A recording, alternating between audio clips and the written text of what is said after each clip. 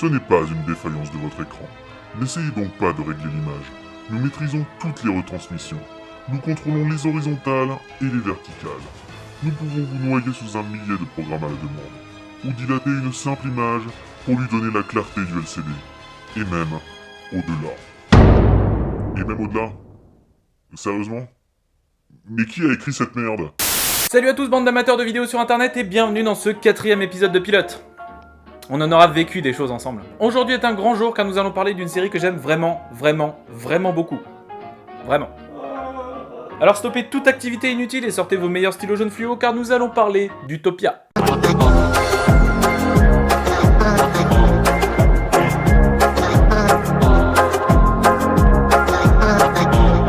Utopia est une série britannique créée par Dennis Kelly, diffusée sur Channel 4 aussi à l'initiative de Misfits ou encore Black Books, deux très bonnes séries que je vous conseille sans hésitation. Oui, pour la petite info, Channel 4 c'est le service public anglais. Nous c'est France Télévisions. Je vous laisse juste quelques secondes pour comparer. Mais ne perdons pas plus de temps et découvrons ensemble, par le biais d'un message radio, que le monde dans lequel se passe la série est au bord d'une crise alimentaire mondiale, car les prix de la bouffe s'envolent, provoquant de ce fait une instabilité gouvernementale. Un contexte tout à fait invraisemblable, pas besoin de le préciser. Suite à cette exposition débordant de joie et d'espoir, nous nous retrouvons dans un magasin ayant tout l'air d'un comic book store, lorsque débarquent deux personnages dont je tairai les vrais noms pour les nommer Laurel et Hardy, à la recherche d'un ouvrage visiblement intitulé Utopia. Jusqu'ici tout va bien. Alors que le vendeur se met à la recherche des références sur son ordinateur, Laurel décide de frapper violemment l'un des clients avec un morceau de tuyau et d'en étouffer un autre avec du gaz. Jusqu'ici tout va bien. Notre vendeur, légèrement paniqué vous en conviendrez, et découvrant que l'ouvrage recherché était déjà vendu, se retrouve alors dans une situation encore plus délicate lorsque Hardy lui pose la question suivante. Where is Jessica Hyde? Ah vraiment pas de bol. N'obtenant pas gain de cause et se sentant sans doute froissé, nos deux psychopathes décident alors de se débarrasser de lui avant de mettre feu au magasin. Tentons alors d'oublier ce qui vient de se passer avant de rencontrer Becky, une jeune femme ayant laissé tomber ses études en médecine, pour, d'après ce que l'on comprend, écrire un livre sur le comic Utopia. No, it's a graphic novel. On apprend par la même occasion que l'auteur de ce roman graphique, un certain Mark Dane, aurait passé la majeure partie de son existence dans un hôpital psychiatrique avant de mettre fin à ses jours. Hein ? Avant que vous ne vous rendiez compte que cet épisode pilote avait décidé de nous exposer tous les personnages en moins de 10 minutes, nous sommes introduits à Ian, joué par celui qui pouvait remonter le temps dans Misfits. Ce jeune homme, pas franchement passionné par son travail d'informaticien et vivant encore chez sa mère, passe le plus clair de son temps sur internet et tombe un jour sur un site communautaire du comic Utopia. Encore lui. No, it's a... J'ai compris. C'est au cours d'une discussion sur ce même site internet que Ian rencontre, par écran interposé, Becky, que vous connaissez déjà, mais aussi Grant, Wilson et Bijan. Encore plus de prénoms à retenir ? Bref, j'espère que vous arrivez à suivre, car Bijan leur annonce qu'il est en possession d'un exemplaire du 2e tome d'Utopia, n'ayant visiblement jamais été publié. Tous très excités, ils décident alors de se retrouver dans un bar afin de découvrir la perle rare, à l'exception de Grant, le plus jeune de la bande, décidé à retrouver Bijan directement chez lui, ce dernier ayant laissé son adresse personnelle sur le site. Ce qui, à mon sens, n'est pas très prudent. Mais lorsque Grant arrive sur les lieux le lendemain, il découvre son nouvel ami dans une situation tout à fait inconfortable, car accompagné de deux personnages que vous connaissez déjà, et qui, vous le savez aussi, se froissent très facilement. Bref, on devine facilement que Laurel et Hardy ne sont pas là pour prendre le thé, mais pour récupérer la fameuse seconde partie du roman graphique, avant de poser encore une fois la question... Where is Jessica Hyde? Et c'est qui Kaiser Soze ? Quoi ? Mais je sais pas, moi. Et la pause.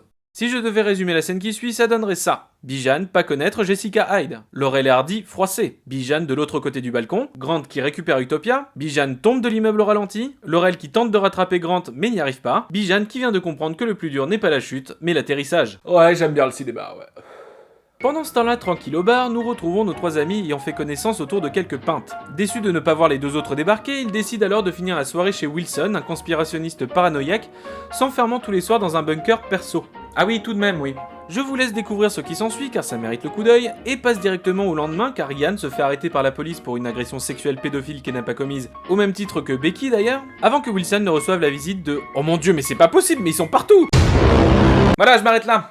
Et croyez-moi, c'était pas facile. Surtout que j'ai oublié toute une partie de l'intrigue. Cette série est trop bien! On dit souvent que les séries sont plus un art narratif que visuel. Cela semble évident au regard du nombre d'épisodes que compte une production télévisée et autant de tournages que cela représente. C'est d'ailleurs pour cette raison, contrairement au 7ème art, que les scénaristes obtiennent souvent la première place dans une équipe de production. Le showrunner, celui qui chapeaute un peu tout le monde, est souvent lui-même un scénariste. Voilà. Bref, je m'égare. Bien que Dennis Kelly soit un brillant scénariste, il ne semble pas avoir mis l'esthétisme de son œuvre de côté, bien au contraire. Avec ses plans magnifiques et ses mouvements de caméra maîtrisés à la perfection, Utopia vient nous rappeler avec brio que le visuel a toute sa place sur le petit écran, en venant mettre une petite claque au spectateur à chaque nouvelle scène. Et il y en a beaucoup! Non mais sérieusement, arrêtez-moi si je me trompe, mais lorsque je regarde Utopia, j'ai pas franchement l'impression de regarder une production télé classique. Alors certes, ces dernières années, les chaînes ont eu tendance à nous servir des programmes d'excellente qualité. Pourtant, je trouve ici qu'on est un cran au-dessus. Non seulement la série est filmée en scope, un format habituellement réservé au ciné, mais la réalisation ne voulant pas se cantonner au beau pour faire du beau, sert aussi très intelligemment l'histoire et l'intrigue. Premier exemple, la couleur. Un élément rarement mis en avant dans les réalisations, mais qui, ici, semble prendre une place particulière. Ces tons saturés, virant souvent au fluo, peuvent certes rebuter dans un premier temps, mais ne sont pas dénués d'interprétation, car ce côté pastel cartoonesque fait très vite penser à du dessin. La relation entre esthétisme et intrigue trouve alors un sens dans une œuvre où le MacGuffin, ce prétexte au développement du scénario, est lui-même un roman graphique. Deuxième exemple, le cadrage. La série nous offre une succession de plans très larges, ce qui, associé au format scope que je mentionnais tout à l'heure, a tendance à perdre les personnages dans un environnement que l'on devine très hostile. Oui, parce qu'au cas où vous ne l'auriez pas compris, Utopia prend comme rebâche scénaristique la théorie du complot. Et je sens déjà votre mépris suinter de votre écran au mien, car certes, la théorie du complot rime souvent avec cliché scénaristique ultime. Souvent utilisée pour de mauvaises raisons, elle apparaît très souvent comme une porte de sortie facile, venant à la rescousse d'un scénario s'enlisant saison après saison, dans une intrigue qui n'en finit pas. Bon, pour la 18ème saison, faudrait une chute aléatoire. Des idées? Une théorie du complot? Habile. Mais encore une fois, Utopia s'en sort très bien. Ne désirant pas jouer la carte de la facilité, la série nous sert une conspiration aux petits oignons, faisant corps avec le scénario, ne se limitant donc pas au classique cliffhanger des 10 dernières secondes de la saison. Et ça, c'est vraiment cool.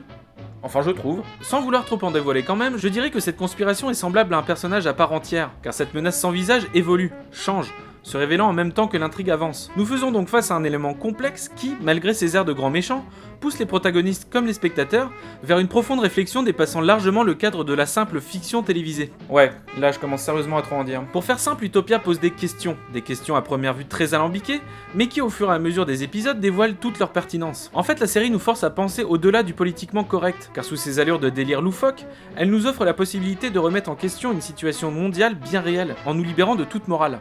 Oui, rien que ça. Et j'aimerais vraiment développer ce point avec vous. Mais les personnes n'ayant pas vu les 2 premières saisons d'Utopia devront me croire sur parole. Car... Attention, ce programme contient du spoil. Ceci n'est pas un exercice. Non mais quand je dis que c'est du spoil, c'est vraiment du spoil, hein. Bon bah c'est parti. Je voudrais pour illustrer mon propos m'arrêter sur Wilson Wilson, ce conspirationniste sympathique des premiers instants, qui sous ses airs de comic relief n'en est pas moins le personnage le plus important de la série. Je trouve d'ailleurs que c'est le nom le plus ridicule et le plus classe de la Terre. D'abord victime de la conspiration, je vous renvoie à la fameuse scène de violence à la fin du premier épisode, et farouchement opposé aux revendications du network, Wilson finira malgré tout par adhérer au club très fermé de Mr. Rabbit, avant de tout simplement l'incarner en fin de saison 2. Dit comme ça, c'est vrai qu'on peut se poser des questions sur sa santé mentale, mais Wilson est traité comme un personnage très lucide, conscient du danger mais aussi des enjeux de la mission du network. Il est en fait le seul dans le groupe à se rendre parfaitement compte des tenants et des aboutissants de cette histoire, alors que les autres ne sont finalement que les victimes d'un jeu qu'ils ne maîtrisent pas du tout. Je ne suis pas en train de dire que tous les choix de Wilson sont acceptables. Je dis juste que ce statut du mec qui a tout compris avant les autres, et toute l'empathie créée autour de lui, non parce qu'il a quand même été torturé à mort, faut pas l'oublier, a tendance à le rendre parfaitement crédible face aux décisions qu'il prend. Et quand je dis crédible, c'est bien entendu par rapport à nous. En fait, je pense qu'il faut prendre Wilson Wilson comme une porte d'entrée, nous permettant, spectateurs, d'accepter l'inacceptable, ou tout du moins d'y penser. C'est un peu la personne qui nous prend par la main avant de venir nous susurrer à l'oreille « Allez, viens, j'y suis arrivé. Pourquoi pas toi ?» Attention, le spoil est terminé. Merci de votre attention. Et à ce moment-là, il a commencé à lui prendre les... Pas besoin de revenir encore une fois dessus, Utopia est une série que j'aime vraiment, vraiment beaucoup. Et encore, je ne vous ai pas parlé de la musique qui est tout simplement magistrale et parfaitement dans le ton. Ou encore la saison 2 qui reprend l'intrigue tout en se renouvelant de manière très intelligente. Bref, Utopia c'est trop cool. Utopia c'est la vie, Utopia c'est ma série préférée. Mais surtout, Utopia est...